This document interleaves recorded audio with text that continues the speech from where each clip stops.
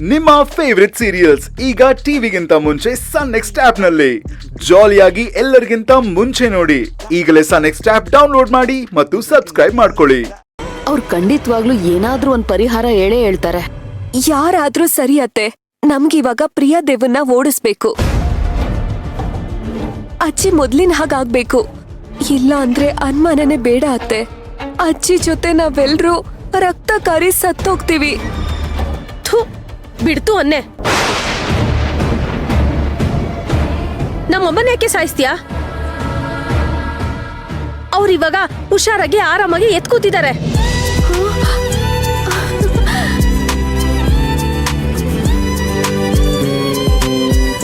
ಯಶೋದ, ಏನ್ ಹೇಳ್ತಾ ಇದ್ಯಾ? ಅತ್ತೆ ಹುಷಾರಾಗೋದ್ರಾ? ಎತ್ ಕೂತಿದಾರ? ಮಾತಾಡ್ತಾ ಇದಾರಾ? ಹೌದು ಅದ್ಕೆ, ನೀವೇ ಹೋಗಿ ನೋಡಿ ಗೊತ್ತಾಗತ್ತೆ. ಮೀರಾ, ಆ ಡಾಕ್ಟ್ರು ಕೈ ಗುಣ ಚೆನ್ನಾಗಿದೆ, ಅದಕ್ಕೇನೆ ನಮ್ಮತ್ತೆ ಇಷ್ಟ ಬೇಗ ಗುಣ ಆಗಿರೋದು. ಅದ್ಕೆ ಡಾಕ್ಟರ್ ಕೈಗುಣ ಅಲ್ಲ, ಮಾಯಮ್ಮ ಇದಾರಲ್ಲ ಅವ್ರ ಕೈಗುಣದಿಂದ ಅಮ್ಮ ಎತ್ಕೂತಿರೋದು. ಏನು? ಆ ಮಾಯಮ್ಮನ?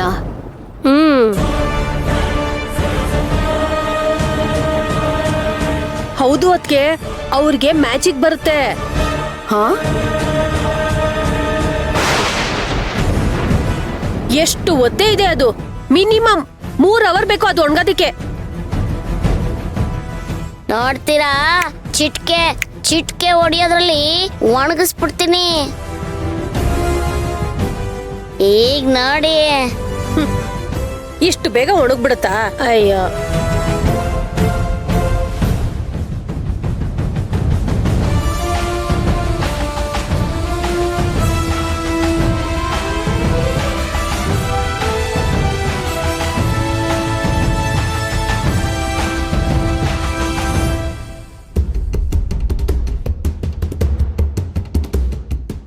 ನೋಡ್ತಿದ್ದಾಗೆ ಚಿಟ್ಕೆ ಹೊಡಿಯೋಷ್ಟ್ರಲ್ಲಿ ಅಮ್ಮ ಹೇಗಿದ್ದು ಚಂಗಂತ ಕುತ್ಕೊಂಡ್ರು ಗೊತ್ತಾ? ಯಶೋದ, ನಾನು ಈಗ್ಲೇ ಅತ್ತೆನ ನೋಡ್ಬೇಕು. ಅತ್ತೆಗೆ ಗಂಜಿ ರೆಡಿ ಮಾಡಿ ತಂದ್ಬಿಡು. ಮೀರಾ, ಅಣ್ಣ ಫೋನ್ ಮಾಡ್ತಿದ್ದಾನೆ, ನೀನ್ ಗಂಜಿ ತಗೊಂಡಾಗೆ ಅಮ್ಮನ್ ಕೊಟ್ಬಿಡು ಆಯ್ತಾ? ಹೇಳಣ್ಣ.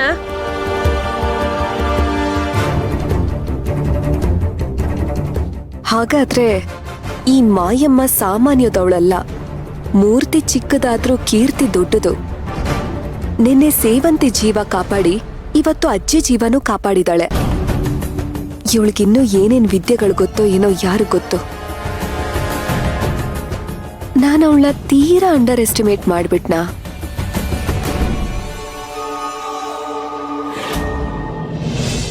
ಓ ಮಾಯಮ್ಮ, ನೀವ್ ಇಲ್ಲಿದ್ದೀರಾ? ಮಾಯಮ್ಮ, ನೀವು ಮಾಡಿರೋ ಉಪಕಾರನ ನಿಜವಾಗ್ಲೂ ಮರೆಯೋದಕ್ಕಾಗಲ್ಲ. ನೀವು ನಮ್ಮತ್ತೆನ ನಮ್ಮ ಪಾಲಿಗೆ ಉಳಿಸ್ಕೊಟ್ಬಿಟ್ರೆ ಬಹುಶಃ ಆ ದೇವ್ರಿಗೆ ಗೊತ್ತಿತ್ತು ಅನ್ಸತ್ತೆ, ಆ ಯಮಧರ್ಮರಾಯ ನಮ್ಮತ್ತೆ ಪ್ರಾಣಕ್ಕೆ ಸಂಚಕಾರ ತರ್ತಾನೆ ಅಂತ. ಅದಕ್ಕೇನೆ ನಿಮ್ಮನ್ನ ನಮ್ಮನೆ ಕಳ್ಸ್ಕೊಟ್ಟಿದ್ದು. ನಿನ್ನೆ ಸೇವಂತಿ ಜೀವ ಉಳಿಸೋದ್ರ ಮೂಲಕ ನೀವು ನಮ್ಮನೆಗ್ ಬಂದ್ರೆ ನೀವು ನಮ್ಮ ಪಾಲಿನ ದೇವತೆ ಮಾಯಮ್ಮ, ದೇವತೆ. ನೀವು ತಿಳ್ಕೊಂಡಷ್ಟು ದೊಡ್ಡೋಳ್ ನಾನಲ್ಲಮ್ಮ. ನನಗ್ ಗೊತ್ತಿರೋ ಅಲ್ಪ ಸ್ವಲ್ಪ ವಿದ್ಯೆನ ಪ್ರಯೋಗ ಮಾಡಿ ನೋಡ್ದೆ ಅಷ್ಟೇ, ಅದಕ್ಕೆ ಫಲ ಸಿಕ್ತು. ಈ ವಿದ್ಯೆ ಕಲ್ತಿದ್ದಕ್ಕೂ ಸಾರ್ಥಕ ಆಯ್ತು. ಎಷ್ಟೇ ಆದ್ರೂ ನಾನು ಒಬ್ಳು ಮನುಷ್ಯಳೇ ಅಲ್ವಾ? ಹೋಗಿ ನಿಮ್ಮ ಅತ್ತೆನ್ ಮಾತಾಡ್ಸಿ. ಅವರು ಕೂಡ ಸೊಸೆ ಅಂತ ನಿಮ್ ಜಪನೆ ಮಾಡ್ತಿರ್ತಾರೆ. ಮಾಯಮ್ಮ, ಅವ್ರು ಯಾವಾಗ್ಲೂ ಹಾಗೇನೆ.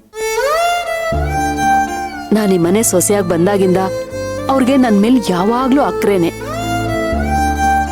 ಅದ್ ಯಾವತ್ತೂ ಇನ್ನೂ ಕಡಿಮೆ ಆಗಿಲ್ಲ, ಮುಂದೇನೂ ಆಗಲ್ಲ. ಅಜ್ಜಿ ತಗೊಳ್ಳಿ.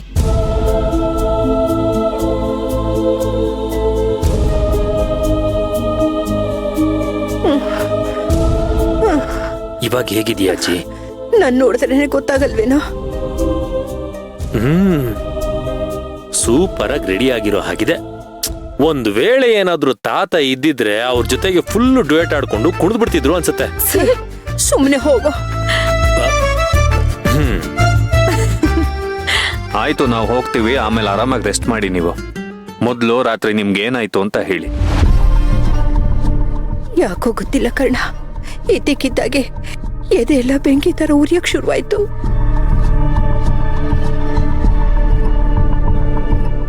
ನೀರ್ ಕುಡಿಯೋಣ ಅಂತ ಅಲ್ಲಿರೋ ಜಗ್ನ ತಗೊಳ್ಳೋಣ ಅಂತ ಹೋದ್ರೆ ಕೈ ಎತ್ತಕ್ಕಾಗ್ಲಿಲ್ಲ ನನಗೆ. ಕೂರಕ್ಕೂ ಆಗ್ತಿರ್ಲಿಲ್ಲ, ನಿಂತ್ಕೊಳಕ್ಕೂ ಆಗ್ತಿರ್ಲಿಲ್ಲ. ನನ್ ಕತೆ ಮುಗ್ದೋಯ್ತು ಅಂತ ಕೊನೆ ಸಲ ನಿಮ್ಮ ಮುಖಗಳು ನೋಡಿ ಪ್ರಾಣ ಬಿಡೋಣ ಅಂತ ಅಜ್ಜಿ. ಹೋಗಿದ್ರೆ ಬಾಯಲ್ಲಿ ಮಾತೆ ಹೊರಡ್ತಾ ಇಲ್ಲ. ನನ್ ಬಾಯ ಬಿದ್ದೋದಂಗ ಆಯ್ತು ಕೊಂಡ್ರು.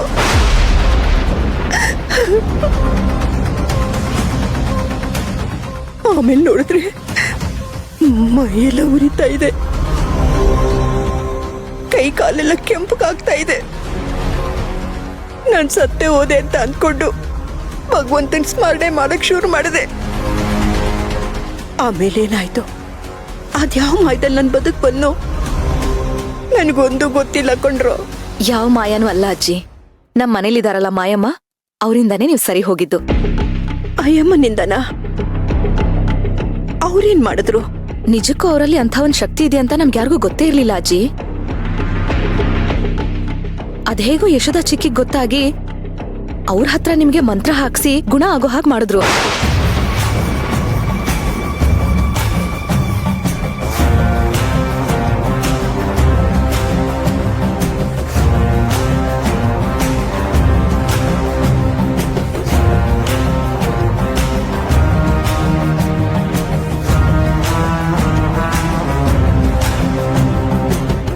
ನೋಡು, ಯಶೋದನ್ನ ದಡ್ಡಿ, ಬೆಕ್ರು, ಎಡವಟ್ ರಾಣಿ ಅಂತ ನನ್ ಬಾಯಿ ಬಂದಂಗ್ ಬೈತೀನಿ.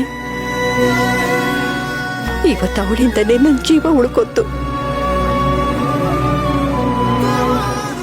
ನಿಜ ಅಜ್ಜಿ, ಆ ಕ್ಷಣದಲ್ಲಿ ನಾವೆಲ್ಲರೂ ದಿಕ್ ತೋಚದೆ ಕಂಗಾಲಾಗಿ ಹೋಗಿದ್ವಿ ಗೊತ್ತಾ. ನಿಮ್ಗೆ ಟ್ರೀಟ್ ಮಾಡಿರೋ ಡಾಕ್ಟರ್ ಕೂಡ ಯಾವ ಭರವಸೆನೂ ಕೊಡದೆ ನಿಮ್ಗೇನಾಗಿದೆ ಎತ್ತ ಏನೂ ಹೇಳಿಲ್ಲ.